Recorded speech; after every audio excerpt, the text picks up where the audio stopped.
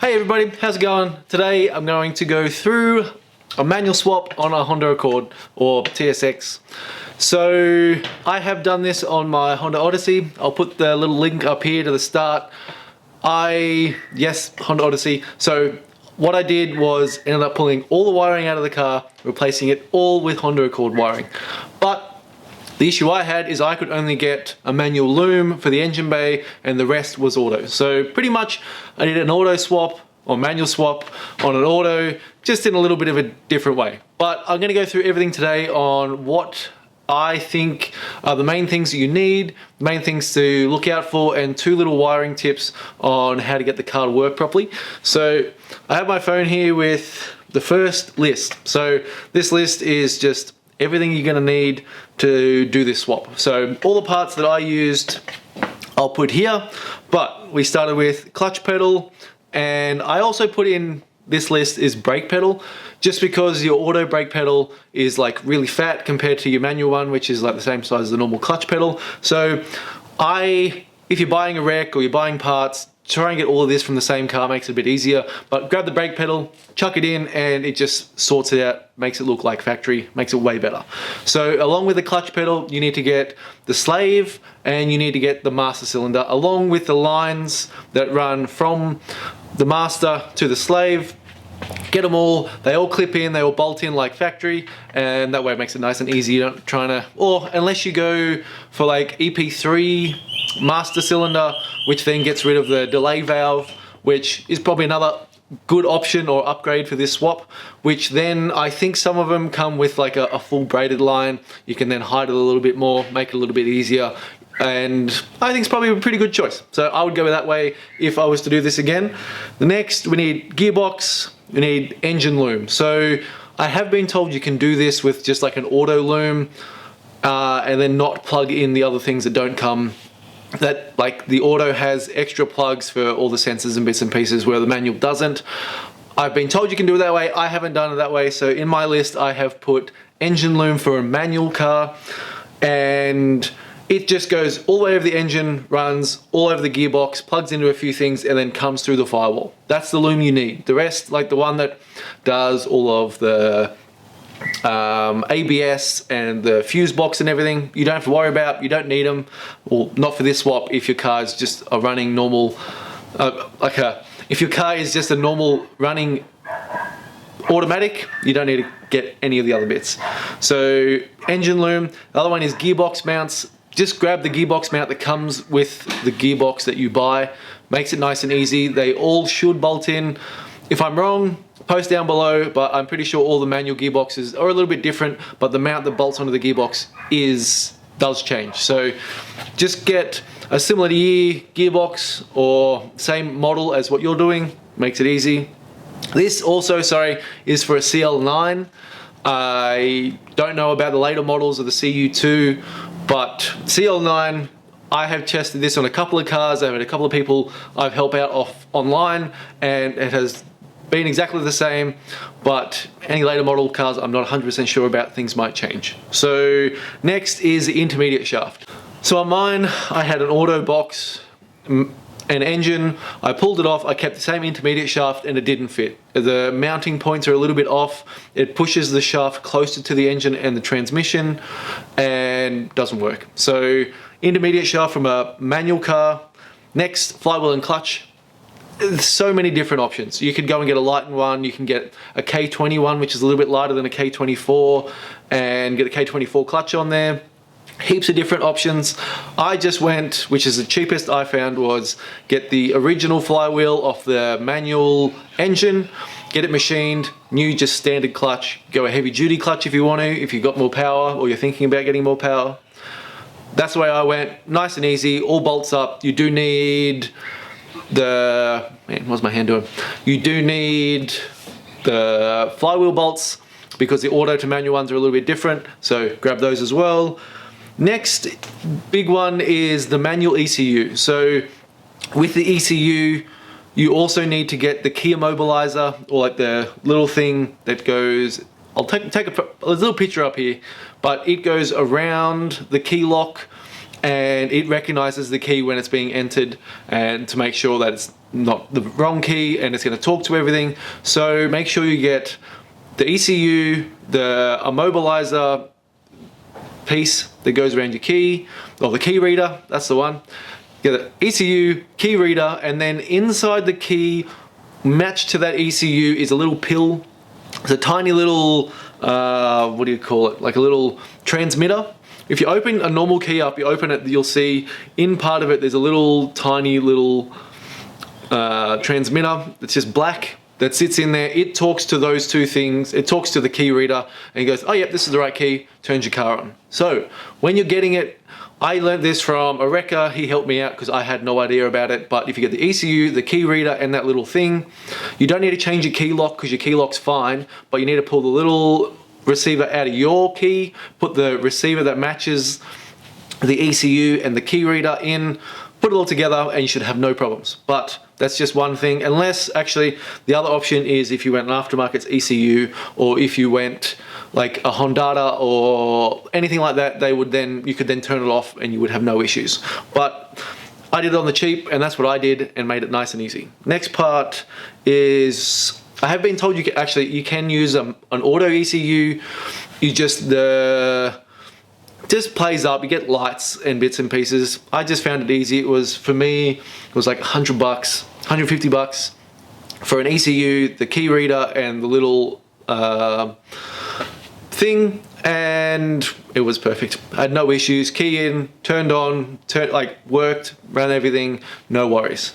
Next part is the shifter and shifter cables. So when you're pulling the gearbox or donor car apart, get the shifter cables for that gearbox. I've been told there's a few different shifters, different shifter cables, and if you just keep it the same as the gearbox you'll have no issues. They all run in the same place, they all bolt down, everything else, but just make sure you grab it, makes it nice and easy, and you don't have to worry about trying to get the right cables. And also I would take a photo of the VIN tag or the ID tag or whatever each country calls it, and that way when you call up Honda, if you end up wanting to get Honda stuff, you have a VIN number that matches the gearbox you're using, and it should make it easier to buy, say, engine mounts or shifter cables or anything else like that. I found it easier, and it works pretty well for me having that VIN number to be able to do that. Next is the center console. I'm in two minds about this. I'm not 100% sure. I don't remember what the auto looks like. Sometimes the auto just has like that little slidey plastic piece where the shifter goes from like park through drive, etc, etc. But some of them have the boot and makes it look a little bit different, and then you do it. But I just grabbed it anyway, made it nice and easy, put it in, matched the shifter and surround and everything else really nice and easily, and it was perfect. So there are all the things that I found that you need to do a manual swap on a Honda Accord or TSX. I think personally that doing the swap is way more economical than selling your car and buying a manual and doing all that mumbo jumbo. I think if you have a really nice auto, engine's nice, you've been looking after it, but you just want that manual feel and you want to drive it, I think it's a great option. Like, I think I got a good deal on the gearbox and all those bits and pieces, but I think I spent maybe $2,000 on the swap, and that's being generous on a lot of things. So if you're looking at it, just do it. It's a bit of fun. If you're mechanically minded and you want to get out there and do something, it's fun. Enjoy it, and there's plenty of forum posts and everything else, and a few little things that I'll share in this episode that will help you.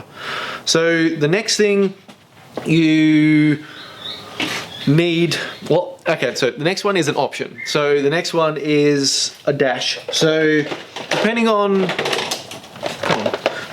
what you have, there's two different dashes. There's a facelifted model and a pre-facelift model. The wiring in your car is what you need to go off. So these are two different dashes. This is an Odyssey dash, but it shows you the right pin.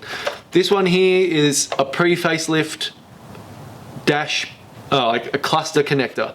So you pull your cluster out. I wanted to change my cluster because down the middle of it you have like the park, drive, reverse, like where you put your selector. And I didn't want that. I wanted like the nice clean dash that would normally come with a manual car. So changing out your dash, I think, just finishes it off. It's just finishes the swap off perfectly, and it's worth doing. So to do that, you need to get the right connector. So pre-facelift is green, post-facelift is gray. So normally eBay listings and Facebook and stuff like that, they normally take a photo of the front, show you everything, and then the back. Just make sure you get the right connector, otherwise it's not gonna fit. If you do end up having the green connector and you buy the wrong dash, you can get an adapter loom. They make one that plugs into the green part of the car, into the new facelifted dash of the one you want, the facelifted dash. But I just found whatever plug is on your car, make sure you get the dash that matches that. Makes it super nice and easy, plugs in, screws all back together, and gets rid of those lights down the middle. The next part I was worried about was also drive shafts. I had to look everywhere trying to work out, did I get the right ones? Do I need to get new ones? Are the auto ones gonna work with they work with the transmission, but are they gonna work with the gearbox? All that kind of stuff. I found all the drive shafts that come out of the car went onto the gearbox. I had no issues. So driver's side, passenger side, I just kept them the same. I put the manual intermediate shaft in, put them all in, no issues, right amount of play, everything else like that. Okay, so that's all of the information I have on all the parts you're gonna need, the option of changing the dash if you want to, and everything I use to do the swap. So the next part is some wiring. So I had a few issues trying to get the car to start, and also the key to come out of the ignition. So you could turn the key, you could start the car, but then to turn the car off, you'd then, like it's got 3 clicks, it would get back to the second last one, and before it would like go to let me take the key out, it would just lock up. It was normally, I think, from the auto wanting to be in park before you can take the key out. And so you could, I sat there a couple of times, I thought, for so long. I sat there for so long trying to like put 2 pins in the shifter connector to try and like earth it. And you could do it like that. I could do it, pull it out. It would then think the car was in park. I could take the key out, but I wasn't gonna put a switch in and all that mumbo jumbo to try and work it out. So what I found is from the key reader down to this fuse box. So this is a fuse box, sits down by your feet. When you pull it off, you can pull the fuse little cover, slides off here, and you can see these fuses. This is what's behind all of that. You've got wires and relays and everything coming off everywhere.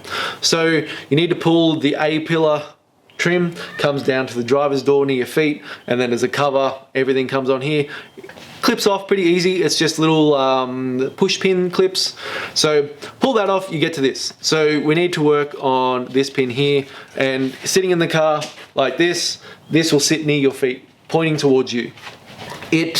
I'll put a photo here of the one you need to cut. It's a brown wire, cut it, put some heat shrink on it, and then tape it up so it doesn't touch anything, and we're all good. And this took me so long, but now you can put the key in, start the car, and then turn the car off with the key, pull it out, no issues. You don't have to sit there and wait.